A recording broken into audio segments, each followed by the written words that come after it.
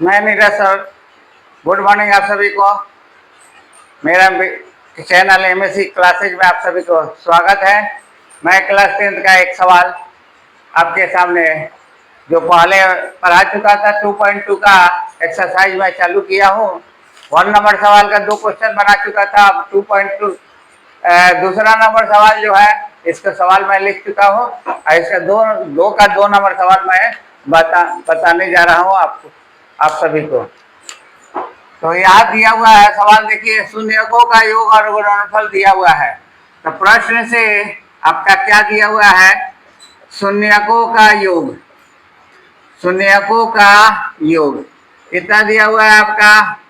√2 दिया है। या शून्यकों का योग का फॉर्मूला होता है -b/a, या इसको हम इस तरह भी लिख सकते हैं -x का गुणांक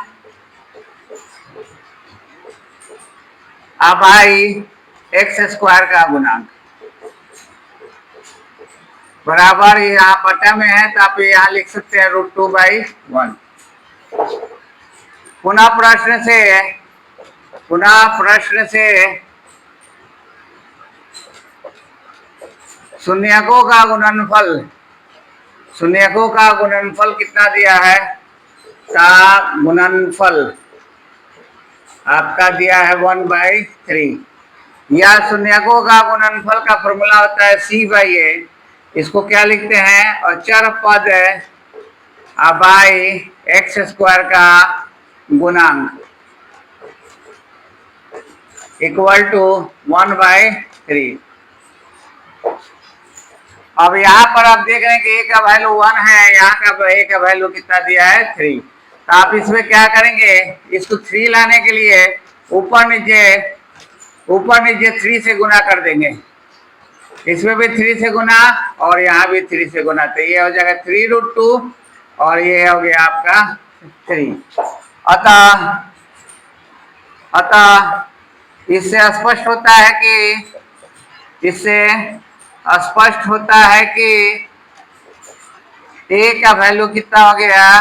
3। b का वैल्यू -b का वैल्यू दिया है 3√2। अब माइनस से इसमें मल्टीप्लाई करेंगे तो b का वैल्यू क्या हो जाएगा? ये, क्योंकि माइनस और माइनस क्या होता है? प्लस है, यहाँ माइनस लग गया, माइनस प्लस माइनस। और c का वैल्यू कितना हो गया आपका? 1। फिर से समझा दे रहे हैं। सवाल आपका है कि द्विघात बहुपद हमें ज्ञात करनी है और द्विघात बहुपद के शून्यकों का योग और शून्यकों का गुणनफल दिया हुआ है। शून्यकों का योग √2 दिया है। फॉर्मूला आप याद रखें, शून्यकों का योग का फॉर्मूला होता है -b/a। जहाँ b क्या है? b मतलब x का गुणांक और a x² का गुणांक। शून्यकों का गुणनफल बराबर है 1/3। ये आपका दे चुका हुआ है, यहाँ पर दिया हुआ है शून्यकों का गुणनफल 1/3। या इसका फॉर्मूला होता है शून्यकों का गुणनफल का c/a।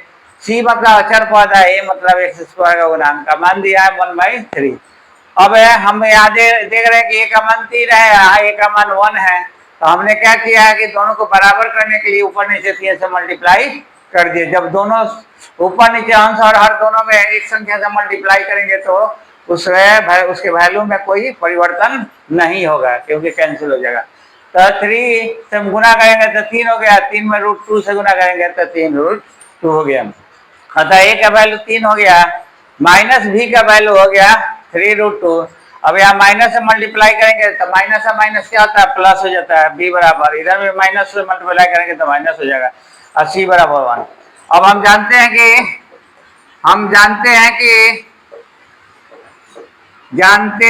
कि द्विघात बहुपद क्या होता है? द्विघात बहुपद बराबर, इसका सामान्य रूप क्या है? General form ax² plus bx plus c। अब a का वैल्यू रख दीजिए 3x²। अब b का वैल्यू दिया है प्लस -3√2x और प्लस c का वैल्यू 1, यानी 3x² -3√2x + 1। मैं ये सवाल बच्चों लोगों को रूट से डर लगता है, इसलिए हमने ये ना सवाल बनाकर ये बनाया है। उम्मीद है फिर से एक बार या दो बार का समझा दिया है। उम्मीद है कि आपको ये सवाल समझ में आया होगा। अगर नहीं आ रहा है तो आप कमेंट करें ताकि मैं आपके संदेह को दूर कर सकूं। और मेरे वीडियो अच्छा लग रहा है तो इसे लाइक करें और मेरे चैनल को सब्सक्राइब करें और मेरे वीडियो को शेयर भी करें। थैंक्स।